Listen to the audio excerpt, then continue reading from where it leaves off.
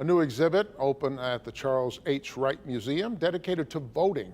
It's called Voting Matters, and it's an interactive multimedia exhibition that highlights the work of African American from pre-Reconstruction era through the present day.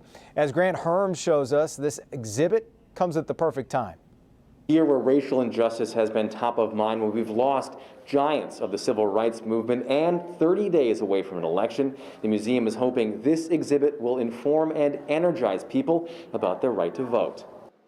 Inside the reopened Charles H. Wright Museum, a trip to the past, a transporting timeline of the right and fight to vote spanning centuries. So there's two galleries, and you have timelines where you can really dive deep and understand what was going on and when here in the United States. The exhibit begins in pre-Reconstruction America, winding its way through the end of slavery, women's suffrage, and Jim Crow, telling the lessons learned from the struggle to vote and the stories of the people who were there.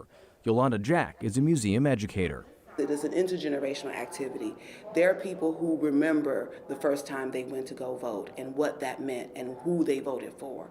But after the fight for absentee voting and recent charges brought against two conservative political operatives accused of trying to scare black voters in Michigan, Jack says the past isn't the past, and the exhibit ends with the fight over the Electoral College, gerrymandering and voter suppression still happening today.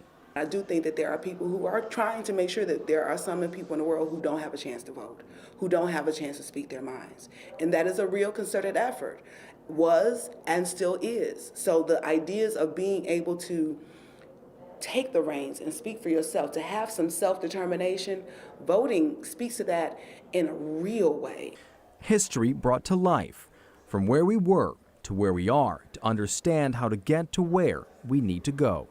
Because of COVID restrictions, only 10 people are allowed in every 20 minutes. You do have to book an appointment before you come, and the exhibit Voting Matters runs until the spring.